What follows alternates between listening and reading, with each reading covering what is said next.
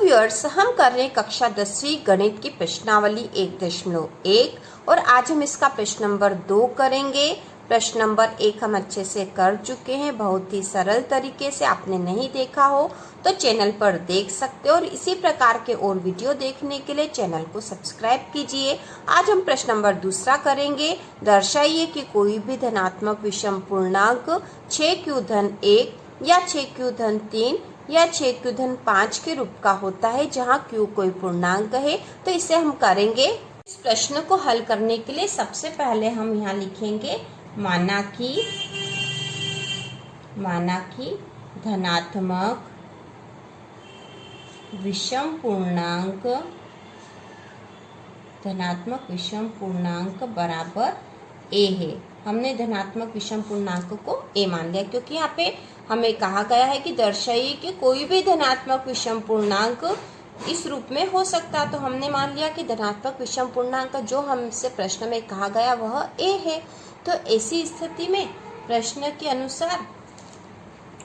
अनुसार क्या हो जाएगा, a बराबर, प्रश्न में कहा गया है कि a बराबर 6q-1 या 6q-3 या 6q-5 का हो सकता है। यह हमें दर्शाना है कि यह इस रूप में हो सकता है। अब यहाँ पर यदि हम यूक्लिड विभाजन एल्गोरिथ्म वाले सूत्र को लिखते हैं तो हमें पता है यूक्लिड विभाजन एल्गोरिथ्म के अनुसार, इस सूत्र के अनुसार ही यह सवाल हल होगा और इस सूत्र के अनुसार ही ये दे रखा है। तो यूक्लिड विभाजन एल्गोरिथ्म के अनुसार a बराबर bq-r, ठीक है। यह तो हमें पता ही है, प्रश्न नंबर पहला जब हल करा था तो हमने इसी सूत्र का प्रयोग करके करा था। तो यहाँ a के स्थान पर तो a ही दे रखा है, तो इसके अनुसार अब b बराबर क्या दे रखा, देखो सवाल में b के स्थान पर क्या दे रखा, 6 दे रखा है bq, और bq-1 मतलब यहाँ पे 6q-1 दे रखा है, 6q-3 दे रखा और 6q-5 दे रखा। तो b बराबर 6 है। प्रश्न के अनुसार b बराबर 6 है। q यहाँ भागफल है तो q के स्थान पर हम q ही लिखेंगे, क्योंकि हमें यहाँ q ही दे रखा है। जैसे 6q-1, 6q-3 या 6q-5 हो सकता है। और यहाँ पे जो r है तो r की वैल्यू 1, 3 और 5 यहाँ दे रखी है। तो हमें ये पता होना चाहिए कि r की वैल्यू यहाँ क्या हो सकती है। तो यूक्लिड विभाजन एल्गोरिथ्म के अनुसार r का मान या तो 0 से बड़ा या बराबर होगा और या फिर r का मान जो है b से छोटा होगा, ठीक है। इतने के बीच में हो सकता, मतलब r का जो मान है वह 0 से लगाकर b की जितनी वैल्यू हो उसके बीच में हो सकता है। तो यहाँ प्रश्न के अनुसार b का मान तो 6 दे रखा है, तो r का मान क्या हो सकता है, तो इसलिए r बराबर 0 हो सकता है, 1 हो सकता है, 2 हो सकता है, 3, 4, 5, 6 नहीं हो सकता क्योंकि b से तो छोटा मान चाहिए हमें, और b का मान 6 है, प्रश्न के अनुसार 6 है b। तो r की वैल्यू इससे 0 से लगाकर 5 के बीच तक हो सकती है। तो यदि r की वैल्यू इतनी हो सकती है तो अब हम लिखेंगे a बराबर क्या हो सकता है, तो a बराबर हो सकता है 6q-0, ठीक है। पहले वाले में -0 तो -0 लिखने की आवश्यकता नहीं, 6q ही मान होगा।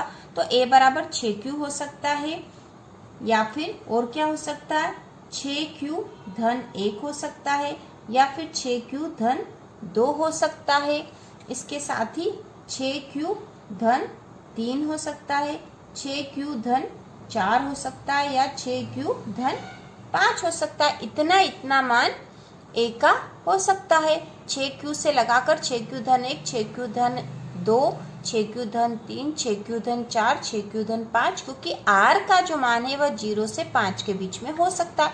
तो a का मान यहाँ से यहाँ तक हो सकता है। और हमें यहाँ पर जो दर्शाना है, ठीक है, यह हमें ध्यान रखना होगा कि हमें दर्शाना क्या है। तो हमें यहाँ पे दर्शाना है, क्योंकि प्रश्न में कहा है कि दर्शाइए कि कोई भी धनात्मक विषम पूर्णांक 6 क्यू धन 1 या 6 क्यू धन 3 या 6 क्यू धन 5 के रूप का हो सकता है। और यहाँ पे तो इतने रूपों में आ गया है, मतलब 6 क्यू से यहाँ तक आ गया है। तो हमें ये पता होना है कि a तो क्या है, धनात्मक विषम पूर्णांक है, ठीक है, विषम पूर्णांक है यह। और यदि 6 क्यू धन 2 होगा या 6 क्यू होगा या 6 क्यू धन 4 मान यदि होगा तो इसका मान तो सम आ जाएगा, क्योंकि 6 सम संख्या है और इसमें किसी संख्या का गुणा होगा तो यहाँ सम संख्या आ जाएगी इस वाले में।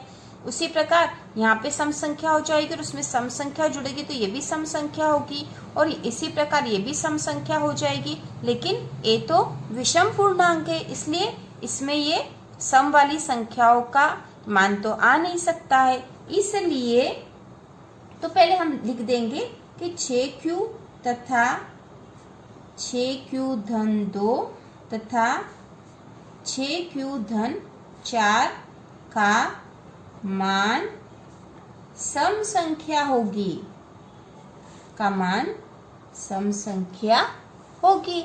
हमें पता है कि इससे तो सम संख्या निकलेगी, लेकिन हमें तो a का मान तो विषम पूर्णांक वाला चाहिए। लेकिन a बराबर विषम पूर्णांक है, कोई भी विषम पूर्णांक हो सकता है, ठीक है, तो विषम पूर्णांक है, इसलिए a बराबर 6q धन 1 6q धन 3 तथा 6q धन 5 के रूप का हो सकता है, ठीक है, हो सकता है। इस प्रकार हमने यह सिद्ध कर दिया, दर्शा दिया है कि a का जो मान है 6q धन 1 6q धन 3 तथा 6q धन 5 के रूप का हो सकता है। क्योंकि यदि इस रूप का होगा, इस रूप का हो सकता है 6q या 6q धन 2 या 6q धन 4 का होगा तो यह तो सम हो जाएगा, लेकिन a तो विषम संख्या इसलिए इस रूप का नहीं हो सकता है। यहाँ पे हमने 6q धन 1 6q धन 2 और 6q धन 3 कैसे निकाले थे, तो हमने यहाँ पे r का मान निकाला था। तो r का जो मान है वह 0 से लगाकर b के मान के बीच का हो सकता है। तो यहाँ पे r का मान 0 1 2 3 4 5 आया था, क्योंकि b का मान 6 था। और इसे हमने यूक्लिड विभाजन एल्गोरिथ्म के सूत्र के अनुसार करा है, और इससे संबंधित हमने पहला प्रश्न भी करा था। तो यूक्लिड विभाजन एल्गोरिथ्म तो हमें अच्छे से समझ में आ गया था, लेकिन r की वैल्यू उसमें हमने नहीं निकाली थी अलग से। तो यहाँ पे यह ध्यान रखना कि r का जो मान है या तो 0 के बराबर होगा या 0 से बड़ा होगा और b से छोटा होगा। तो यहाँ पर b का मान तो 6 है, तो r का मान 0 से 6 के बीच में होगा। तो हमने यहाँ लिख दिया कि r का मान तो 0 1 2 3 4 5 होगा। यदि a विषम पूर्णांक है तो हमने सूत्र लिख दिया a बराबर bq धन r होगा। b का मान यहाँ हमें प्रश्न में दे ही रखा था कि 6q है, 6q दे रखा था यहाँ पे, तो हमने b का मान निकाल लिया। उससे हमने r के मान जितने हो सकते थे उतने निकाल लिए। फिर हमने देख लिया कि इसमें से सम और विषम पूर्णांक कौन से हैं, तो यहाँ पे जो बाकी की संख्या उससे सम संख्या बन जाएगी, लेकिन हमें तो विषम वाली चाहिए, तो इसलिए हमने विषम वाली संख्या जिससे बनेगी वो संख्या यहाँ पर रख दी है। तो इसका मान केवल 6q धन 1 6q धन 3 और 6q धन 5 के रूप का ही हो सकता है, क्योंकि a जो है एक धनात्मक विषम पूर्णांक है। तो इस प्रकार से प्रश्न हल हो गया है, और इसी प्रकार के और प्रश्न देखने के लिए चैनल को सब्सक्राइब कीजिए।